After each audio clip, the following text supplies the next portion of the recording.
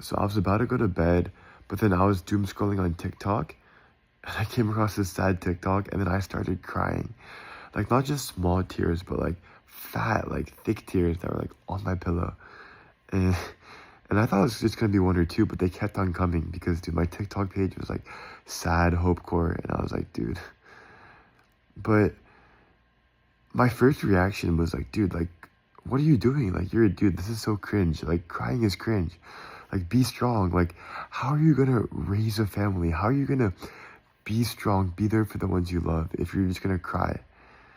And I thought about that. I was like, yeah, wait, like, what am I doing? But then I thought about it a second time, and I realized that it's like, you can't think that way. You can't discredit your feelings. And especially in a society where I feel like I was taught to be more logical, to think things out. I'm a computer science major, and I'm not saying computer science directly enforces this, but I think that in the computer science realm, everything is so logical. And why would you need to cry? Why would you need to basically impair yourself logically because you're so emotional when you could just think everything out? And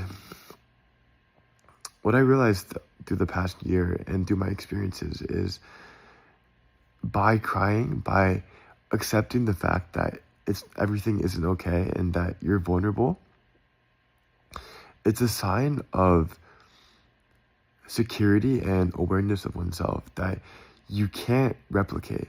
Like, instead of crying, the alternate to crying would be to suppress your emotion, to hide your emotion, and to think that's nothing.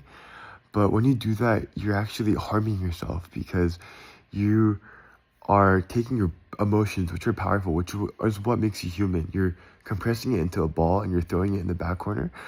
But by hiding your emotion, those emotions will eventually come and will subconsciously affect you and ultimately will pile up and lead to burnout or a crash out or some unintentional side quest. So my point is, as a male, it's not really taught by society to be emotional, to feel sad, to cry. But I strongly think that it's a necessary part of learning yourself and being able to love yourself. Because if you can't accept your weaknesses and your vulnerabilities that do make you cry, then you're not going to fully love yourself.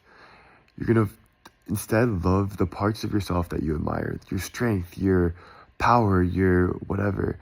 But you're not going to be willing to accept and love your feelings of weakness, your feelings of insecurity, your feelings of sadness.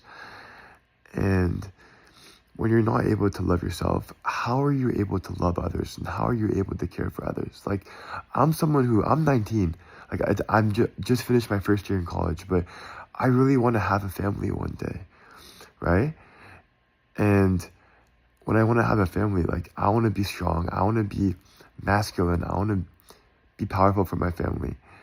But if I can't cry, if I can't know myself, if I can't love myself, how am I going to be able to love my family, right? Like, what I realized is that rather than try to put this false front of security and confidence, it's more important to put a genuine front and understanding of yourself. And that means being emotional. That means crying when you need to. That means being able to express how you feel. And that when you're able to do that, then you're truly able to love and to love others.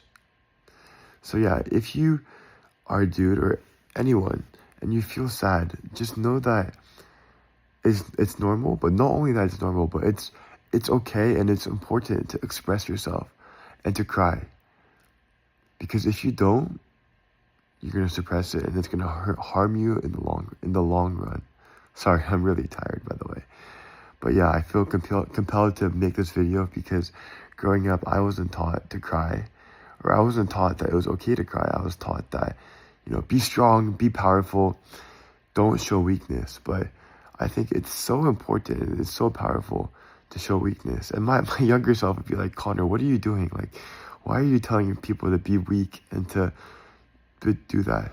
But my final message is that rather than trying to put this front on of being strong, it's important to understand yourself and to accept and love yourself, because that's how you're able to love others. But yeah, thanks for watching, and arigato.